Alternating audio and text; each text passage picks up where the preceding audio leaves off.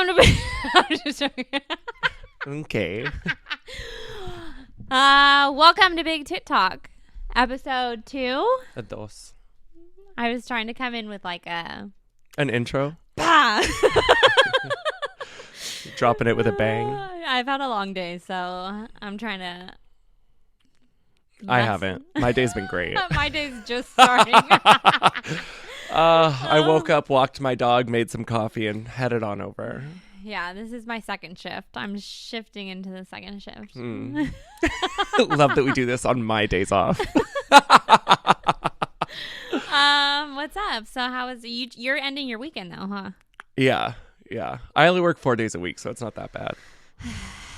Did like, you life's end up? so hard. I know. We actually we filmed episode 1, and then we had a couple because I think you got sick, and then I came down with something. I was so sick. And the funny thing about bartending, no one wants to see their bartender. Like, I had white pus bags in my throat, and every time I swallow, I'm like, it's like glass. And so I'm like, fucking, I'm trying to like entertain people, fucking stupid. And I'm like, feeling like shit, but you have to pretend that you're okay because no one, we don't get sick days. I can't just call in and be like, hey, because if you don't work, you don't get paid. No, I work for Yeah. tips, obviously. And like, oh my God, no one wants to see their bartender. I wasn't coughing, thank God, but my throat was fucking glass. It was like swallowing glass.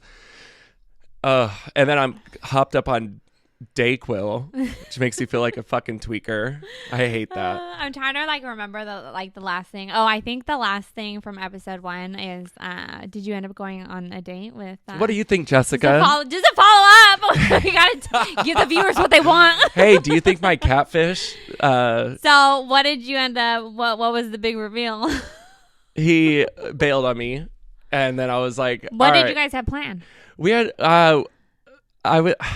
I don't know. I was going to take him to this little like town square. It's in like Claremont. Wow, it's like a village square. I thought it was going to be cute, like get ice cream. Oh, you know what I mean? Like yeah. some gay shit. And he didn't know any of that, obviously, but we were going to hang out. I hit him up and he's like, oh, like something came up per usual. And I was like, all right, dude. What came up? Like what was his excuse this time? He's used it as the excuse last time too. He says his aunt is like mentally unwell, which better be true. I don't think any of it's true. I don't honest. think that. Yeah, it could be, but hey, you know what? We don't know. Anyway, he says his aunt needs help, so he's like always over there. I'm like, wow, what a good person. Well, yeah, that's why I keep him around. He's a really good guy. Yeah, or the worst person in the world. For sure. I think I'm going for the worst. So I basically stopped talking to him, and then he texted me last night, and he goes, I had a dream about us. About us? And I said, there is no us, baby. I said, that's crazy. And he was like, yeah. I was like, so you must have woke up hard and wet then, huh? He didn't write me back.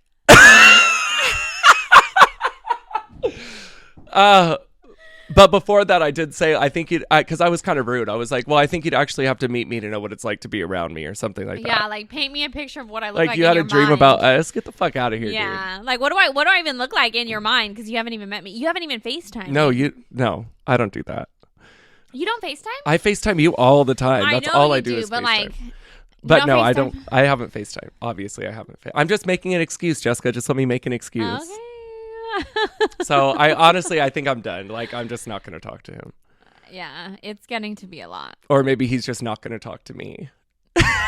We'll see how the cards lay. Like, he just like doesn't respond, and then you guys just, I don't know how you guys keep talking. Because he hits me up like, hi. And then I'll do it back. That's hi. the best fuckboy thing. It's like, don't respond. And then if you don't want to answer a question, you don't respond, and then wait a week and be like, hey, what's up? Yeah, but to be a fuckboy, you have to fuck, right?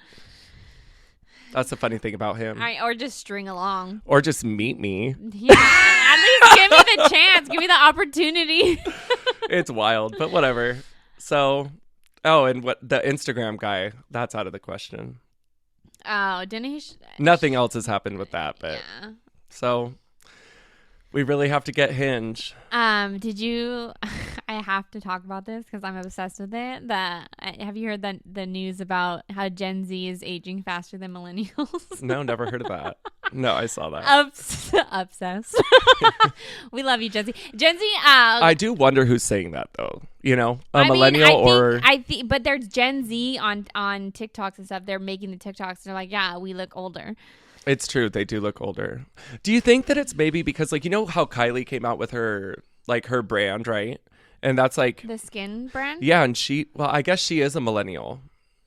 I don't know. No, I think do you think it's because they started? I think she's the tail end of Gen Z. No, it was on the Kardashians. She's a millennial. She says that she's a millennial, but she jokes because she's not. Okay. She's like but she doesn't want to be recognized as Gen Z. So she's like she's tail ending on our stuff. Well, that's fine. That's fine. We'll I like that. Yeah, I like it. She's very mature. Yeah. But I don't know. I think they said something about how they're more stressed. What? It's like, aren't we the ones that can't buy houses? What do you guys have to be stressed about? Like, just showing up to a job? Dude. I don't even know. What's the cutoff date for Gen Z? I think that they're just so cool. I imagine because I imagine them like filming their skin routines, but I imagine them being like so cool and so like nonchalant. How could they afford that skincare? But I can't imagine them doing like skincare all the time. Like millennials are like we're routine. We're like religious with our shit. Like, yeah. So, we've been doing it for a while. For a long time. But how could they afford that skincare? I guess they're not fucking paying rent, huh? They're not. I guess they're young. They're probably still at mom and dad's. Yeah. I would be. Yeah. What was I spending my money on? When I was at my parents' house, I actually saved quite a bit of money because that's what sent me to college. Is I got quite a reserve that I put myself through, like I went to SZN. Shout out to all my SZN graduates. But yeah, that's what I lived off of. I went to school full time, and then I lived off of what I earned when I was at my parents' house. But I luckily I could, my parents didn't make me pay rent because I was going to school. So I moved out very young, but I had a rule. I just always I'd saved money always, but now I don't. The rule in my house was either you're going to pay rent or you need to be going to school. So it was like either or. How was your week? My week was good. To tail end off of episode 1, I ended up meeting my therapist. Oh, yeah. Were you pissed? Did you tell her you were pissed? No, I didn't want to start off on a bad foot. Yeah. No, her name's Kelly. We are obsessed. I was really so fucking nervous going into it because I was like... What's her age? Like, I was walking around the house just like... Yeah. How toxic were anxiety about talking to a therapist? Oh my God. I was like... and then and then even after we talked, I was like, oh my God, did I say too much? There's the fear of being vulnerable. I was like, oh no, she's gonna reject me. She what's it called? Sends you to someone else. Oh God, defers you. I would never fucking open up to anybody ever again. If I got canceled, if I got swiped left from my therapist. Oh, that girl's too much. No, I threw a lot at her. Her name's Kelly. She's great. She's giving okay, my fear going in, because I know, I've seen therapists before, and the fear I always have is, finding the right fit, I think, takes the most time and energy. Yeah, you have to, shop around for therapists, yeah. Right? Obviously, I didn't do that. And, throughout your life, one therapist might fit you in one part of your life, and then you'll move on to a next phase, or you might be dealing with another problem that you need somebody else for, you know what I mean? Yeah. Neuro versus cardio, you know what I mean? So... But she was great. The gods, the universe really aligned the planets that day because she's giving older lesbian auntie, lesbian you mother. Need a lesbian therapist. Dude, that sounds so appropriate. I cannot tell you how much I love lesbians. I wish I could be a lesbian. Imagine if they gave you a hot guy. Oh, I would change. You'd be no. I need a woman regardless, but lesbians make me feel the most safe. They Did are you reliable. Request a woman? No, or maybe. Okay. I don't really remember, but but she was just giving everything I needed. She made me feel safe. She's like, and lesbians just get it. They get it. They're reliable. They understand, like, and they'll handle it. Like, I understand that she'll understand how to handle my shit. No, I think that's very good. I think I need a lesbian. Nothing makes me feel safer than lesbians. Men could never, dude. No, absolutely not. So yeah, I threw a lot at her, dude. I threw a lot at her because I bet I was trying to like you're like, I just want to throw it all out there. Tell me how you feel. Am I too much? Like, I asked you, I was like, when you first had your therapy session, like, did she have to like dig stuff out of you, or were you just like blah? No, like I was like blah. I think I was like a little bit, and then I was like, sad. She was like, wait. Okay, go back. Hold on. Stop. Wait. Go back. And she was trying to like. I need Kelly's like number. a map, and she's like, dude, last episode we're like hating on Kelly, but it wasn't even real Kelly. Dude, it was like fake Kelly, my dope. Fake Kelly. We love Kelly. I even told her about my podcast. She's like, what's the name? So if she's watching, shout out. Hi, Kelly.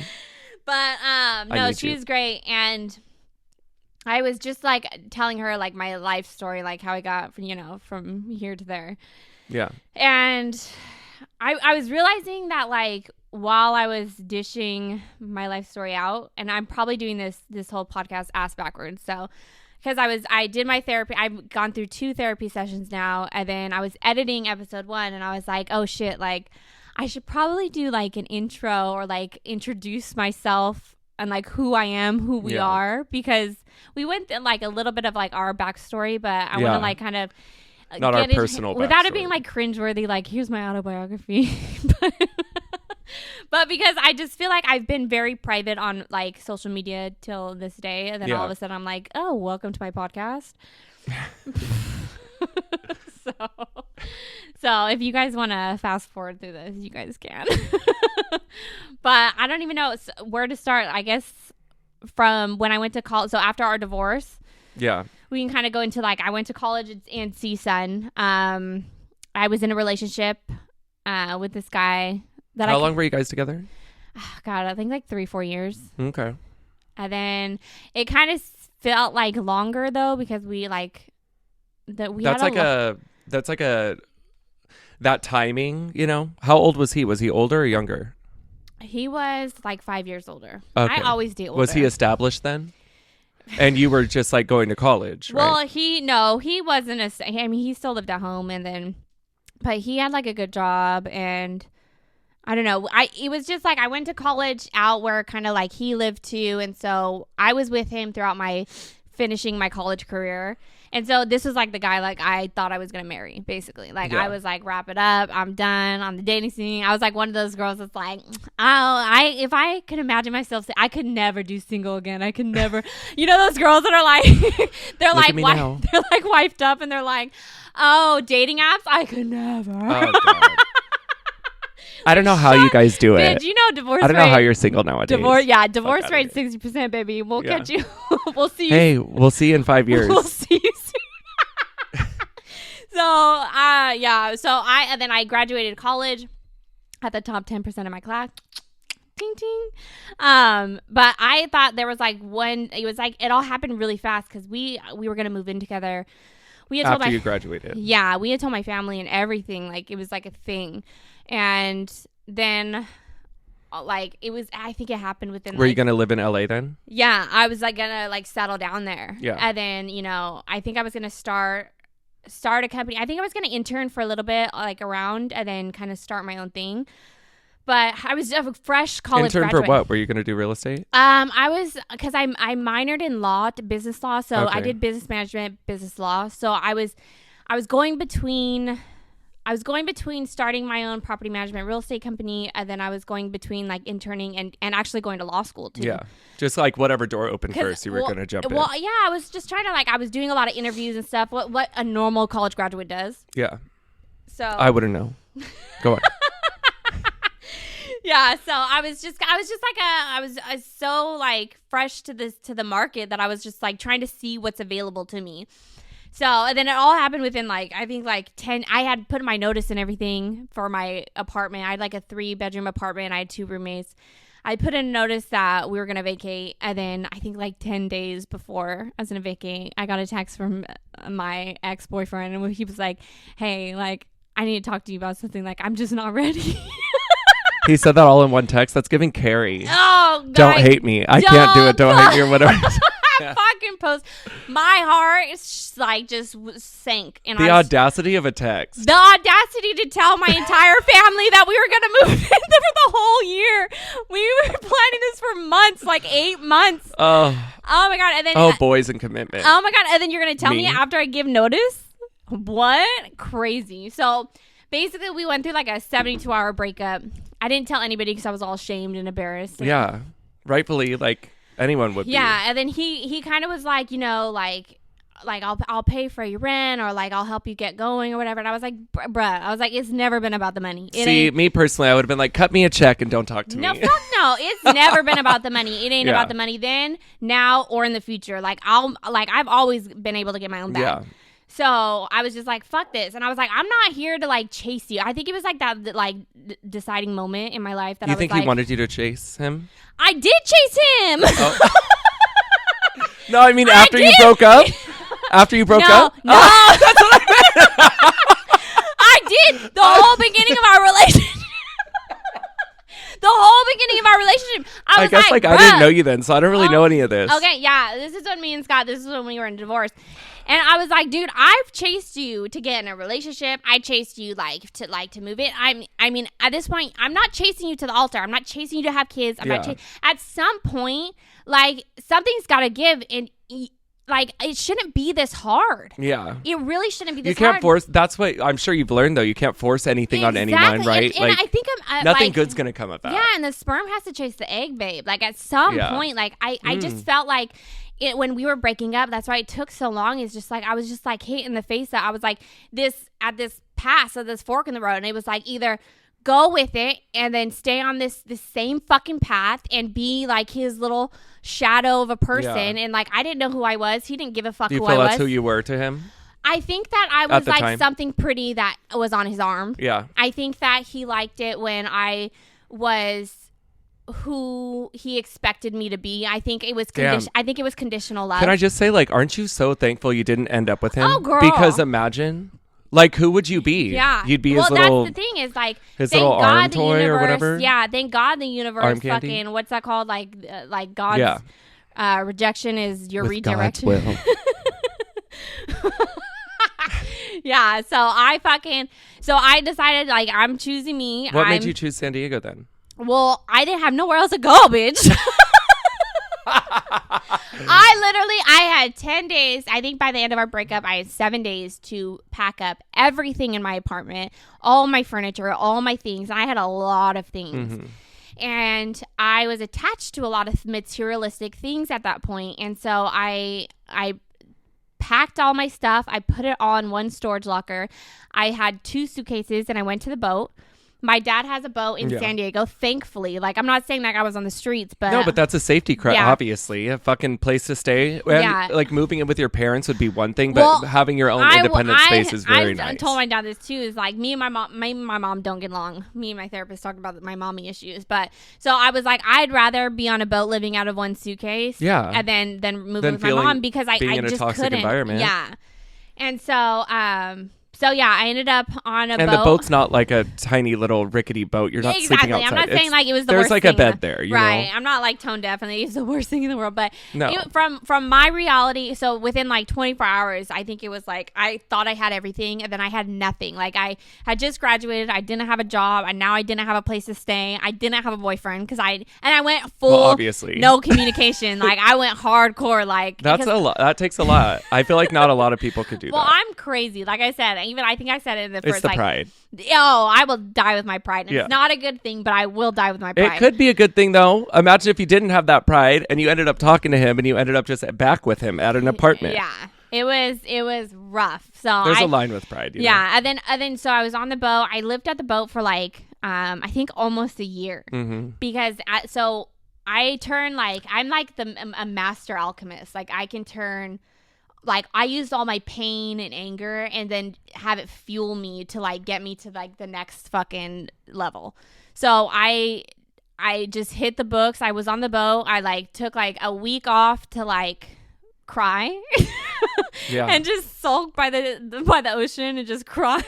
Did you ever fall in? I was hoping somebody would push me in. standing on the edge of something. I'm like, oh, you're like, oh my god, it's so slippery over here. You guys see this? Oh, it got very, very dark. It was very dark. So, but then I just kind of hit the books. I ended up getting my broker's license. I think because I had my real estate license, so I ended up getting my broker's license, and then I got like some kind of real estate job just to intern to learn the market. San Diego, obviously, yeah, like learn the market over here, and then I quit that once I kind of like learned what I needed to learn, and then I put that into building. I think the best thing to do is like be a sponge, right? Exactly. Like, you know, at that point in time, you just need to be a sponge and like a fly on the wall, absorb everything you can. And then if you have the means and the mindset, like, you know, put yourself in a situation and do your best. Yeah. So I took what I learned from there, and then I started building my own company out here. I built a real estate and property management brokerage out here. And then at some point, I think I'd built a portfolio that was plentiful enough that my dad was like, all right, bitch, you need to leave. Like, I want my boat back. He's like, here's your eviction notice. So, and then I ended up leaving. I ended up getting my own apartment and stuff. And then, I ended up like building so big. I got this office, what we're in right now. Yeah. And then I think at some point I kind of hit a wall because I went through like my Legally Blonde, I guess we'll call it. What? Like it was hard? Yeah. I went to, you know when she's like in the fucking Playboy outfit. Oh, yeah. And she goes, and she's like, and then I'll she's in show line you. with the MacBook. Yeah. Yeah, I went through like I'm gonna fucking show you. You'll rue the day, honey. Rue the day. You think I need you? Yeah. And then once I got I was, fight or flight. I was on survival mode, like cortisol, adrenaline. Like that's how I survived. Yeah. And then once I got the office, and then once I started making like for real money, I was just like, I'm so unhappy. Like, I was just like, dude, at that point, I kind of like went through like a spiritual. It's like you burnt out. Well, I think I went through just like then I went through like a spiritual awakening. Then I kind of realized that like I did it. I did what I said I was going to do. Yeah. I will never allow. Now what? Yeah. And then I was like, why aren't I happy? Yeah. Like and I was just like waking up every day and going through the motions, but I wasn't happy. So then I was like, oh, okay, well now I need to actually like dig deep and heal what I put, like, because I had stored all my emotions from like the breakup and everything, and I put them in a box and I threw them in the back of my emotional closet, locked that shit up, and then didn't look back. Yeah. And then I was like, fuck, like I guess I need to like heal what I never dealt with. And then once I was healing through that, and then that's kind of how I went into like my spiritual journey or whatever. And then I think on the tail end of that, I was like, well, fuck it. Like, might as well start a podcast. And hey. And then so we could turn my pain into purpose, babies. How about that? But, yeah, it was, that's how I kind of like got, I guess, my backstory on like how I got here. Well, that's good. Good for you. But that's what I was saying about pride. Like, obviously you wouldn't do that if you didn't have it, like you were like, that's bad, but I don't think having pride is that bad. I just don't there's a line with it. Yeah, and I want to like level up, because I want to like pride is like based off of like, it stems from like insecurity, and like I deal with a lot of insecurity. Yeah. And so like I know that like dying on, because I always say that like I'll die with my pride, but like I know that's not a healthy way to deal with things, you know what I mean? I don't want to be so insecure that I'm hiding behind my pride and I can't see, the like. But if you didn't have any pride, you wouldn't be able to do all that shit. Well, yeah, you know what I mean? was just pissed off. Nothing. What do they say? There's like nothing to be more afraid of than a scorned woman.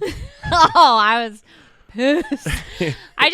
But you're right when you said like I would have never, and I'll say that till this day, is like I would have never discovered. If it wasn't from that like dark, night of the soul and that huge ego death that the universe like was like, wait a minute, bitch, like this, you're not supposed to be just like a missus. Like you're not just supposed to be like somebody's trophy. What you're like, you're supposed to be. Because like I mean, as you said, like you weren't truly happy afterwards. Like you got yourself off the ground. Yeah, but you're and I trying would to have figure never it out. learned how capable I was. I would have never learned how adaptable I could be. Yeah, and we all know a surviving. girl like that, you know, and that sucks to say, but one day hopefully they'll get out of it and become their own person. I don't know. I guess that's kind of like controversial. I would have never, like, unless I was hit with that fork in the road, that like I would have never in my wildest dreams dreamt of, you know what I mean? But I was like hit with it in the face, and I was like, all right, then this is what we're doing. Fuck it. Well, that's good. Yeah. So I just wanted to get that, like, hopefully that wasn't too much of a forced lecture auto bio, but that's kind of how my backstory on how I'm here. Then I'm like, just with Big Tit Talk, I just hope that we can talk about like what I've been through, what you've been through, you know, turn our pain into some kind of purpose, have a giggle, have a kiki. Yeah. And talk about our stories and the outside stories. And we love a good time. Yeah, for sure. Speaking of suicide. Push me off the dock. Dude, I'm gonna tell you something. I'm not the person. I would never do it myself, but in those darkest moments, I was like, "Oh yeah." If I was on, you get careless. Okay, that's what it is. Yeah, it's like if I was on the road, I would be like, I would not be mad if some guy came in. Just I don't have the balls to do it, but if it happened, I'm not fighting for it. All right, I'd be like Greg on Grey's Anatomy when she's drowning in the water, and she's like, "You know how to swim, Meredith," and I'd be. Jesus, take the wheel. Dude. Why do I always burst into song? So there was, but I saw this fucking thing. Have you heard of like Dr. Death? I know there's a show on Peacock called Dr. Death. I haven't watched it. So there's this inventor. They call him Dr. Death. And he invented these suicide capsules. Like pills? Oh, no. So it's like a capsule. Like you get into this capsule. Like Lady Gaga at the MTV Music Awards? Yes. And you get into it. Egg. And it's said to like create like a peaceful, reliable, drug-free method of dying. Well, how do you die then if it's drug-free? So you get into it and then you press a button and then it kills you. How does it kill you though? I don't know. Probably like air. That would be awful. That's like drowning. I just made that up. I'm not actually for sure. You don't know if it's drug, because I would picture like a gas. There's 3 questions it asks you, and it says it asks you, or he asks you, like in his headphones. You get into your capsule. This is not funny, but I mean, if I was old and like, you know, go on. So you get into it and it asks you 3 questions. It says, who are you? Where are you? And you know what happens if you press this button? So you have to press the button. Yeah. Suicide capsule. I get it. Yeah. How do you feel about that? I mean, honestly, I don't feel too bad about it. Yeah. Like if people want to kill themselves, I know there's like, this is probably bad. Like, there's like a pill, like what, in Sweden or something, or it's like legal in places. It's legal. I think it's legal in certain states too. I could be very wrong, but you know, like. No, my grandma was gonna take it because she got. If you're dying of a terminal disease, you know what I mean. She had terminal cancer. She was super old, and they actually. I feel like I would do that they if I was in her. that situation. Yeah, and I thought it like there were some people in my family that were against it, but like I'm for it. I'm for and it. I might get a lot of flack for that, but I'm for it because I think if you're we both watch people pass away of cancer though. Yeah. You know, and it's tragic and it's horrible and it's sad.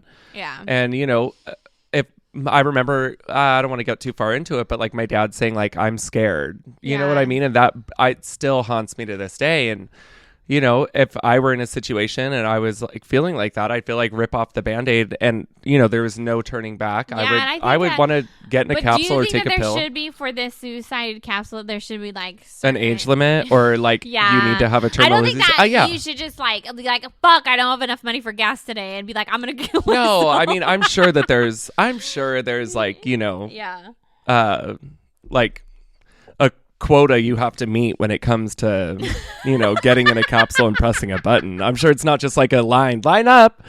Who's next? With this in this economy? Yeah. That line would be long. It'd be like the new iPhone No, coming but out. I mean, I feel like that's okay. Like terminally ill patients and things like that. Like that makes sense. I'd probably feel the same way. Yeah. Are you going to do anything exciting this week? I really want to take a pottery class, and I've been telling you this for a long time. I'm down to do that. I want to sign up so bad. There's one by my house. Let's do it. Is there? Yeah. Okay, I really want to do it. What's that movie, Ghost? Ghost. I want to make it sexual. That's not why I want to do it. There's two hot guys that I follow on TikTok that do it. Oh, yeah? And I think it's so cool. Is it the one guy that smokes cigarettes, too, when he does it? No. Oh. There's one guy, I think he's deaf, and he's really good. Like, they're good. They sell their shit on TikTok. It's great. I think, sorry, this is so off subject, but I think maybe that's why Gen Z is aging faster. I think cigarettes are back in. Well. And I think not only cigarettes, but vaping. Vaping. Do we know the age side effects for vaping? No, I don't think it's like obviously. No, No? I don't think that they know. Yeah. I know it's bad. Do you see those commercials? It's like, well, my brother-in-law that had passed, did he vape? Yeah, he did, and I learned a lot from the doctors when they were talking about his lungs because they were saying that there's huge complications. I forgot what they call it, but it's like your lungs give out and then they just go collapse. Yeah, collapse. Yeah.